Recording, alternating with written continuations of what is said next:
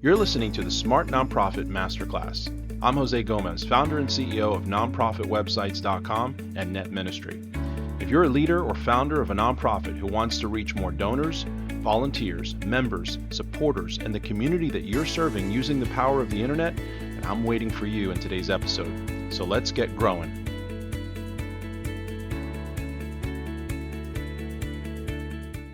Hello, nonprofit leaders and founders. All right, well, welcome to part one of a three-part series that I'm going to be doing about increasing traffic to your nonprofit website. And now, today we're going to talk about a very specific part of that. This isn't going to be what you think it is, though. I'm not going to be talking about three different tactics. I'm going to be dividing tactics. So today I'm going to jam-pack a bunch of stuff into this one. But it's around the way that I'm structuring this is around the nonprofit unifying framework. If you've listened to my podcast or earlier episodes, and if you missed that one, go back to it because it's very important for you to understand the concept of what that nonprofit unifying framework is and does. Now, the reason I'm doing all this is because I've gotten so many questions about how to really apply the framework. What do I do with it? How do I use it to grow my organization?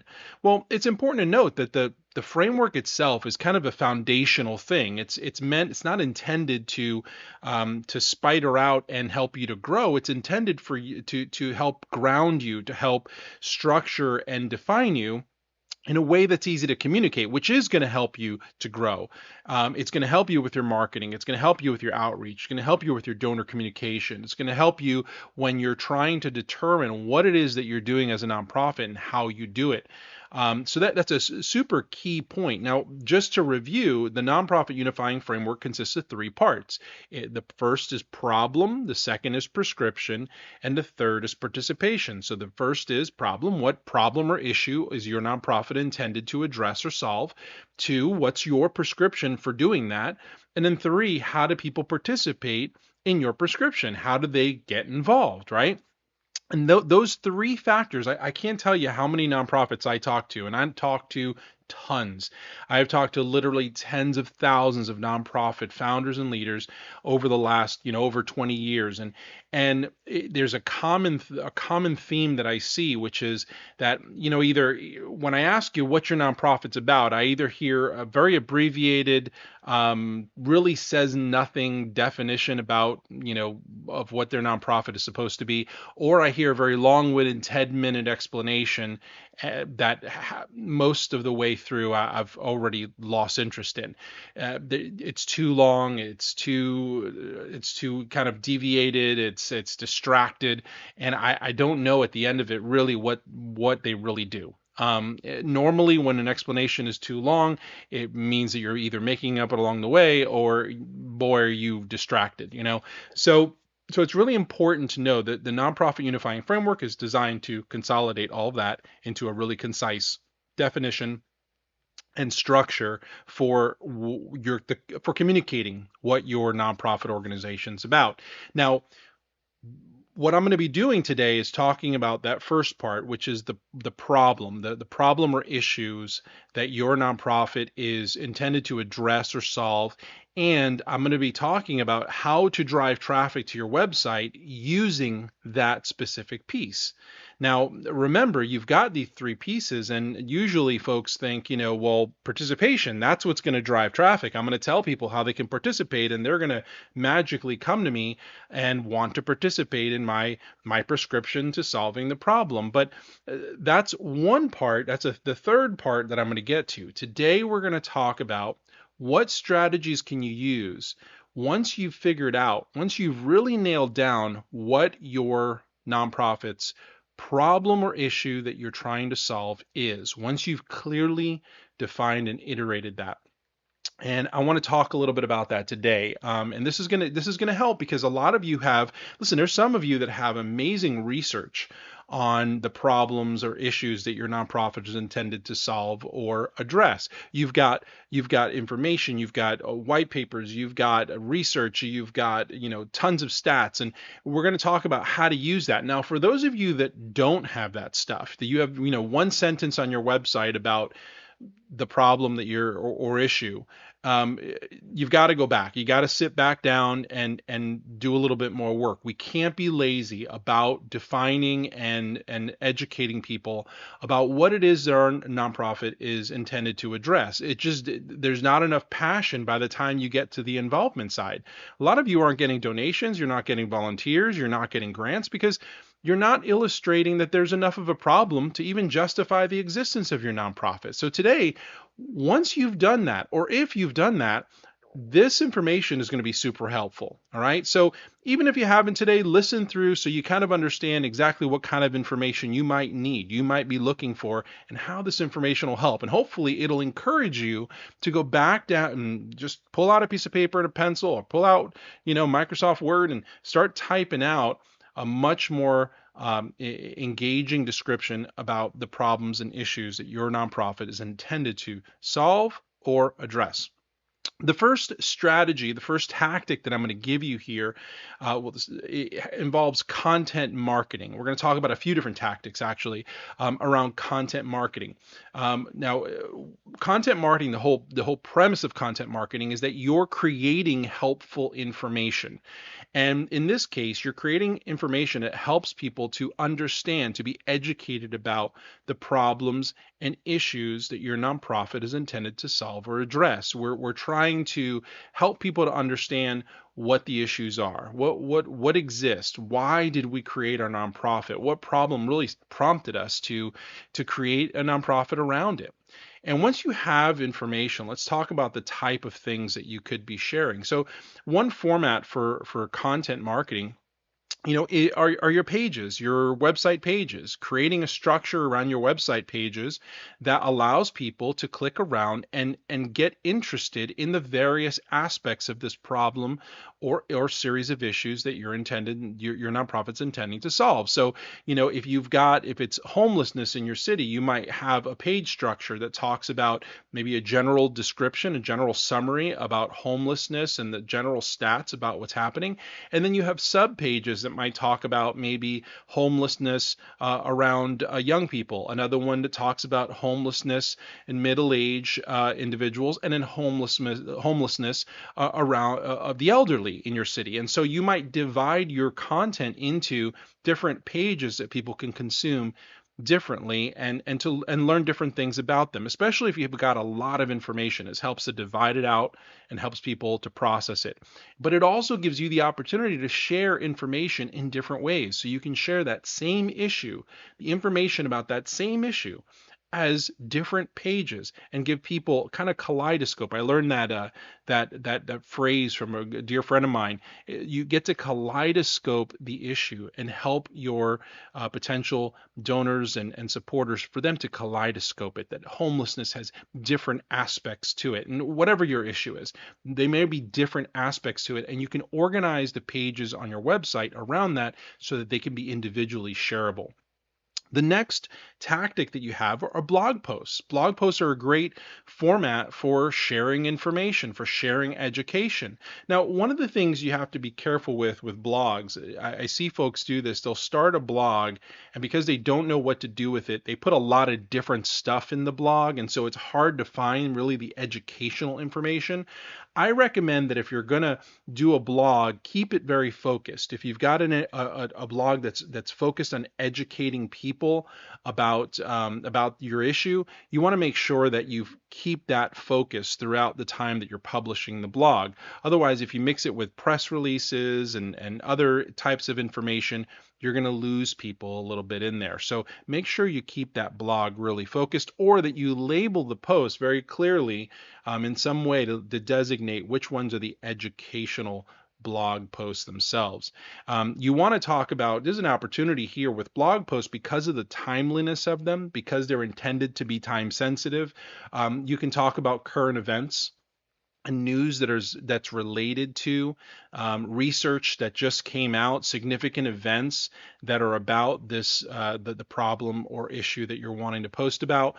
You can talk about in-depth analysis. Post really in-depth analysis, whether it's authored by someone else or by yourself, and always attribute any of the analysis that's external to whoever it belongs to, or link to them. But you can post. You have the opportunity to create a blog post that really gets deep into any specific aspect of the problem or issue. And again, these are interesting things that, because they're individual posts, you can share them individually by email, by social media. People can access them in different ways, and the search engines love that stuff.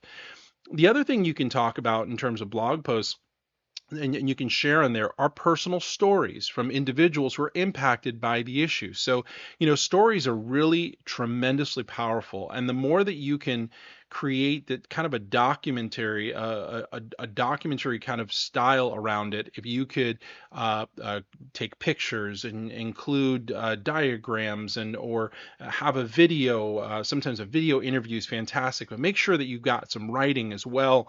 But personal stories are a great way to use blog posts in content marketing to educate people about these issues or problems that your nonprofit is intended to address or solve. And again, they are very shareable. So think about blogs as a way to again, it gives you the excuse, because a blog has these unlimited episodes, right? It's unlimited. It's like a podcast. You've got as many episodes and you can talk about any individual thing that you want to. With the blogs, each entry is an opportunity for a brand new thing. So whether it's a story, whether it's in-depth analysis, whether it's about current events, you have that ability to create a separate post, which creates a separate page that you can share. The other thing that you can do for content marketing are educational resources. You can offer downloadable educational resources, and they can enhance your credibility to provide your audience with valuable information that they can refer to or share. So you can do things like white papers. People can download them or share them. Ebooks, if you've got a great reason to write an ebook, and you can do this in a number of different ways. But again, focus it around the problem. We're not to the other steps yet. We're talking about the problem or issue. All right. Don't focus it on your prescription yet. We're only trying to educate people with this content. Infographics are also really great to use as well. So think about having educational resources like that. Of course, video is great. And also, even though it takes people off your website, think about sharing links. Links are fantastic because they give you these external links that you're sharing out. And if you're linking to sites that are also credible, then the search engines just love that. They see you as a great resource. Always think about, when you're creating content for the sake of content marketing, you always want to be thinking about creating the most useful information about the topic that you possibly can. So if this is about an issue or problem that your nonprofit is intended to resolve, to either solve or address in some way, this should allow you to show your expertise about that problem or issue. I mean, guys, if you're going for a grant that's intended to help you solve a problem, you definitely want to show that you're the authority on that problem. You've taken your time to research it, to know it like the back of your hand. You know the stats. If it's, let's say you're trying to address domestic violence in a particular area in your hometown, then you want to make sure you know all the stats. You know what's going on. You know what programs are currently available. What's out there. What's going on when it comes to the entire this entire vicinity of whatever this problem or issue is that you're trying to address or solve. So make sure that you take the time to do your research and really make this content rich, and stop thinking about this stuff as needing to be abbreviated. Okay, I hear this all the time, that things need to be short, that people's attention span isn't long anymore. That's garbage. You need to be as thorough as possible. Now, make your content scannable, make your content fun to read. Make it engaging. Don't make it dry and just all just a bunch of text that looks the same. Use section headers, divide your content properly, use, multi-column layouts when necessary, really make the format of the content engaging, but at the same time, make it full, because you don't need to be abbreviated. If people are diving into the content, it's because they want to learn. And again, I mentioned a little bit earlier about videos. Take your videos, and again, don't just plop a video on a page and just say, this is what the video is about. Write something around the video, or create a library of videos and allow people to search through and click around the library of videos, kind of like your own little mini YouTube. But you want to become the expert at this stuff, and you want to share it, and that's the entire purpose. That's what content marketing is meant to convey, that you are the expert on it. Specifically today, we're talking about the problem or issue your nonprofit is intended to resolve, to solve or address.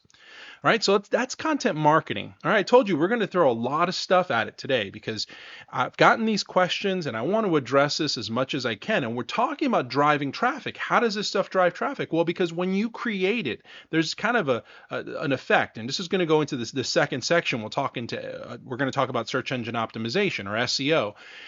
When you create munchy content, good, thorough content, this is information that not only will you share, but that'll be reshared, that'll be seen as authoritative by the search engines, by the world, by your followers and supporters. They're going to pass it around. The better content it is, the more traffic it's going to drive to your website. Let's talk about search engine optimization, though.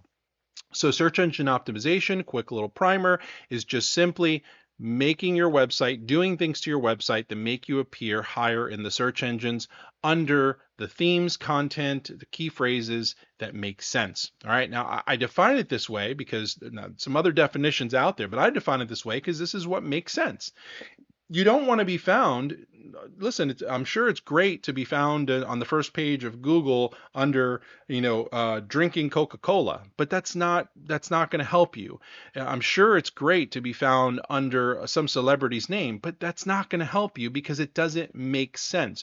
We want to be found under the themes that make sense, and whether that's what category we're in. So maybe we're in, again, using homelessness, nonprofits that address homelessness, other kinds of themes like that, or something that's more local. So nonprofit organizations, homelessness Tampa, something like that. So you want to be thinking about what you want to be found under. What does it make sense that someone would be looking for, and then find you under that phrase. Now, lucky for you, it's not like it used to be in the beginning, where you had to give this a whole bunch of thought and then position the words you used properly in order to rank high on the search engines. Lucky for you, and unlucky for some people that try to game the search engines now read your content and figure out what it's really about. It doesn't matter what words you're using in that broader sense. It will when you're getting down to the nitty-gritty and you're fighting over page one positions. But we're talking about overall, to be found in the search engines. The search engines want to know that your content is helpful to whatever the intention of the person who's searching is. So remember, their customer that they're trying to serve at the moment of a search is the person searching, and they're trying to deliver the most helpful results, because if they do that, the person will continue to use them.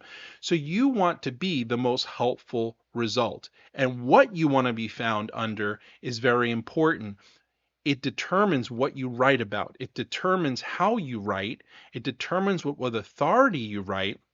And it determines how you structure your content. You want to be structured as, listen, if Google will determine that I am the most helpful resource, that I've written the most helpful and authoritative resource on building a nonprofit website in the world, it's going to rank me number one. And that will be phenomenal, because Google is now saying, we've read this content. The AI has read this content and determined it is the most helpful content in the world for nonprofits building a website. So this is the challenge that we want to give ourselves. What are you going to write about in terms of, again, sticking to only the problem or issue? What can you write that has you come up when somebody just types in, homelessness in Tampa? Will it be, if you're a Tampa organization addressing homelessness, will your article, will your blog post, will your white paper, ebook, or infographic, or video library, will it come up as number one? Is it truly the most helpful and most informative and most authoritative? That's the challenge, right? And we talk about, search engine optimization. Content and the substance and core of your content has become very, very important. Now, past that, we've also got identified keywords and key phrases we want to use. We want to plan around that as we author our content. And again, it's not to sprinkle stuff all over, key phrases all over, and repeat words. It's just that doesn't work anymore. It's more about being aware of the themes, the recurring themes, and the themes that people are searching for on a regular basis, and then writing authoritative content around that. So we might talk about homeless rehabilitation, or we might talk about homeless feeding programs. Those might be phrases that we might see search for a bit. So that gives us a clue as to what kind of content, what would be helpful for, what are people looking for when they search. All right, so think about that. Think about long tail keywords, which are words that are two, three phrases, three, four phrases, two or three more words that often have less competition than more specific search intent. So homelessness might be really hard to get to the top of, but when we talk about organizations that address homelessness, that's a phrase, that's a long tail phrase. And so what we want to do is we want to look online to see how many searches that gets. And if we start seeing that that's a highly searched for phrase, or it's towards the top, and what we're going to see is we're going to see less competition on those phrases, unless other organizations, tons of them, have figured it out. But most of the time, what it allows us to do is be more focused with our content. And again, if you could be highly relevant and highly useful, then you're going to get better search engine results and positioning. Also, we want to think about our on-page SEO. So we're talking about things we can do to our page technically to just make it more digestible for search engines. So including a meta description, making sure that your title includes not just includes a key phrase or some type of a long tail phrase, but also that it is truly descriptive of what the article is about, and it's a compelling headline, a compelling title. So your headers are going to include that title. It's going to include your H2, H3, H1, H4 tags. Of course, the H1, 2, 3s are going to be your most important ones. But you want to make sure that you are creating compelling headlines and you are creating section headers in your content to help not just the people scan through it, but also the search engines to kind of know, okay, these are the important sections. This is kind of the outline of this document, and it makes for a better presentation and better positioning. Also making sure that your images use alt tags to describe them properly, so that those that have certain accessibility needs can access what those images are without seeing them. So you want to be very descriptive in there, and that's all going to help you with search engine optimization. Now let's talk a little bit about the next one, which is social media campaigns. So when we're talking about creating awareness, creating content around the problems or issues your nonprofit is intended to solve or address, we can't get around social media. Social media is the world's engine for getting issues and awareness of issues out there, and it's a phenomenal tool for nonprofits to use if done properly. One of the key strategies here is going to be to create awareness campaigns, where we're able to create campaigns and content that are about the issue, about making people aware of the issue, again, through educational posts, making sure that we maybe get some hashtags going, maybe even trending, and making sure that we're collaborating with other social media influencers and organizations to talk about this issue. So awareness campaigns and awareness content are really powerful, making sure that you are constantly posting information about things on social media that are relevant to the problems or issues that you are trying to address. Now, it's important to note that, as a side note, but we'll come back to this point about paid advertising. So, listen, the fastest way to get this in the hands of people is to pay for advertising, but there is kind of a secret sauce to this, because many times your social media content about your issue may feel a little bit too negative to pass through the approval process of social media ads.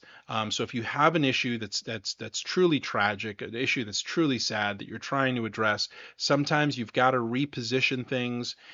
You've got to be a little bit stoic about it. At the same time, though, of course, the challenge is making it something that somebody wants to watch.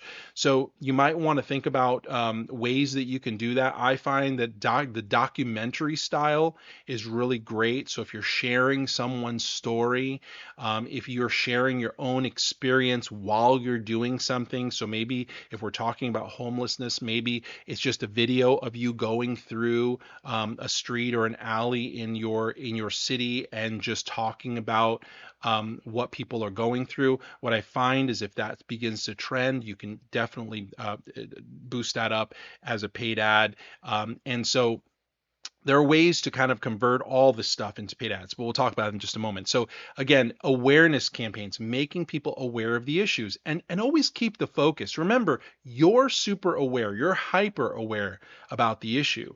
You, if you're educated about the problems and issues that you're trying to address, you're going to be one of the most educated people about it, but everyone else is kind of living their own life. For some people, they're not even aware that these issues are even going on.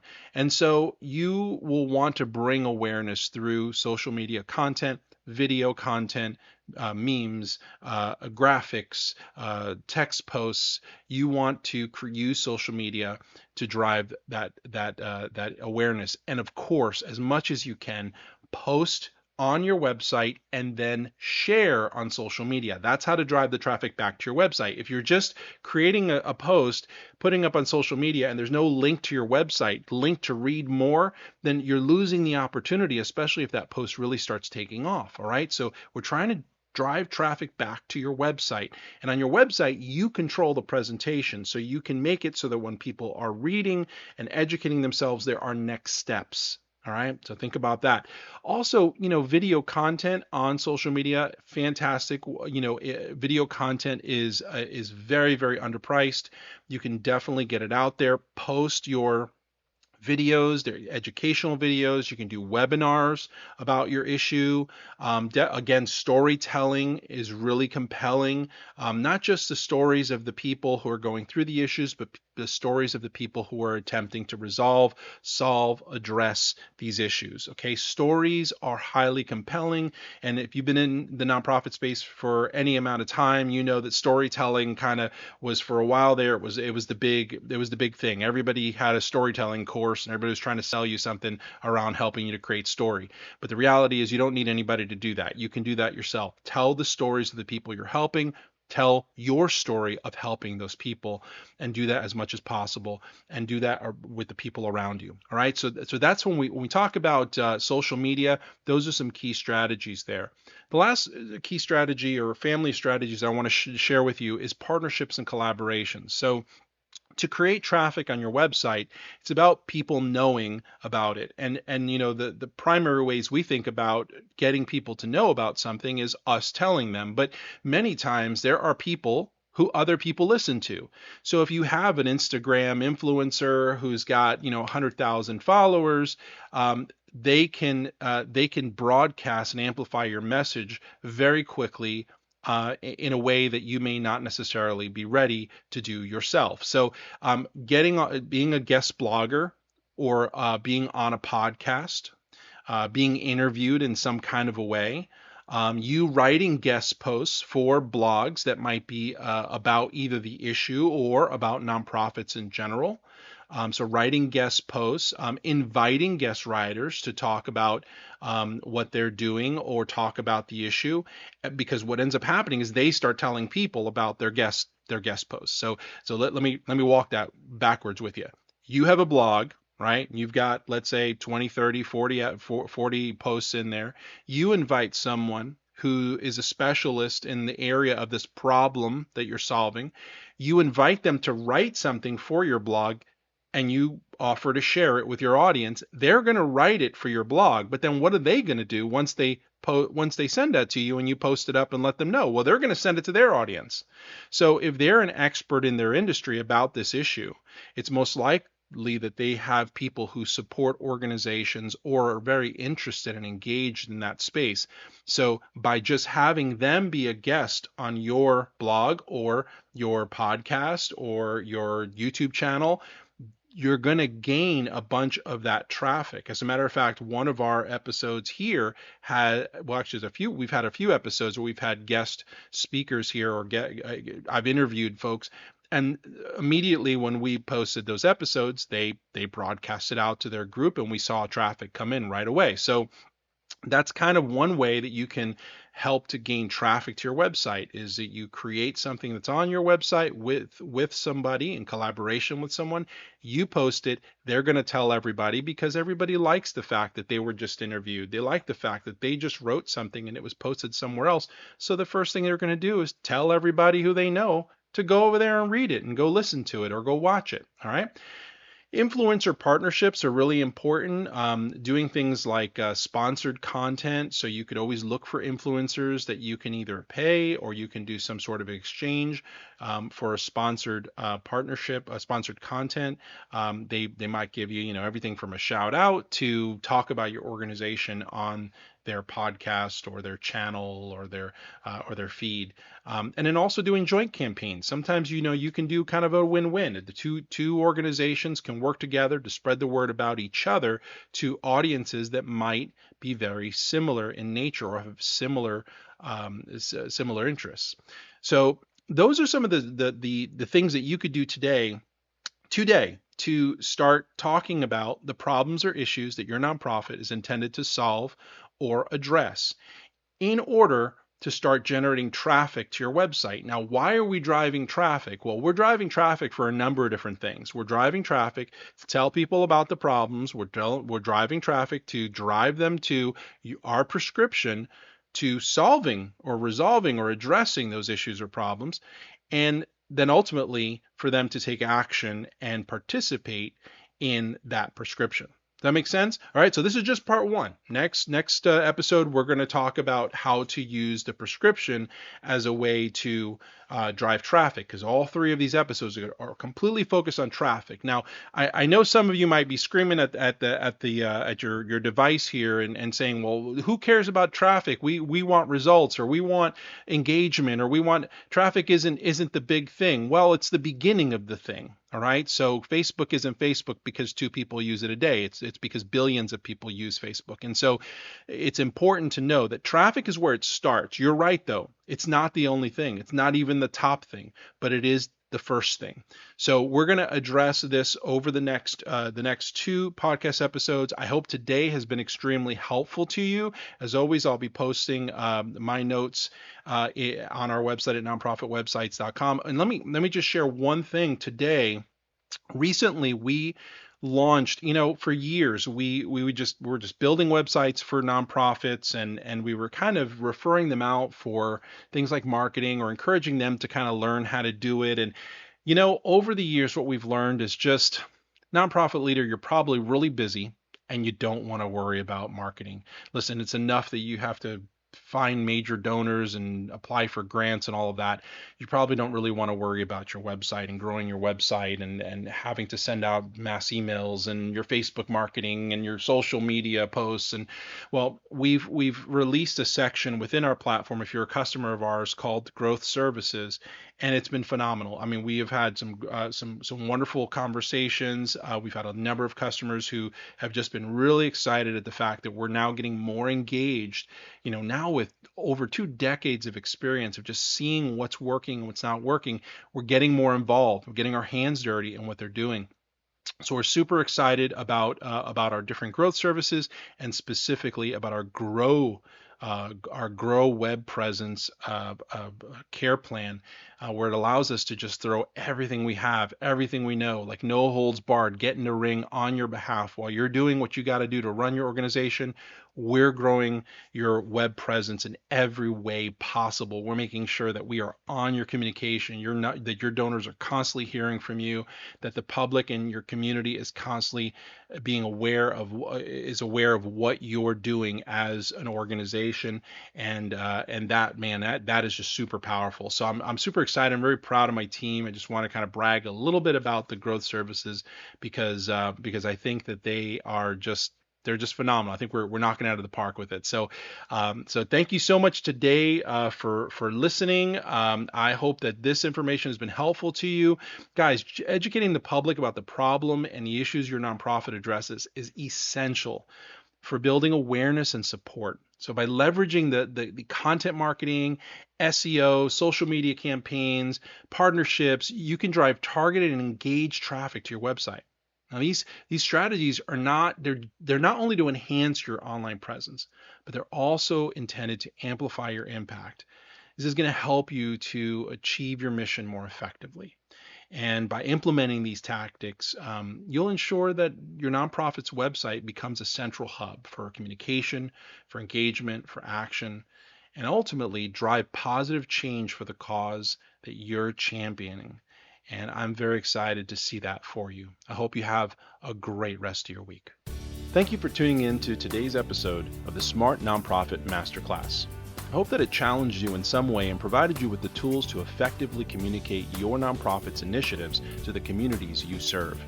Now, I'd love to get more involved with your nonprofit and help you to increase donors, supporters, and community presence. My team's been doing it for over 2 decades. In fact, we're usually the team nonprofits call on when all the other agencies, service providers, and volunteers fail to provide the results that they're looking for. Sadly, it's usually after they spend way too much money figuring that out. Don't wait that long. We're looking for more nonprofits just like yours to serve and help grow. But we'll never have the chance to do that unless you reach out. So I'd like to point you to a free webinar that doesn't require any sort of email sign up. If you feel that we can help you after watching it, then book a call with me directly and we'll go over the ways we can best help you. Go now to nonprofitwebsites.com/apply. And I'll see you on the other side. Have a great day.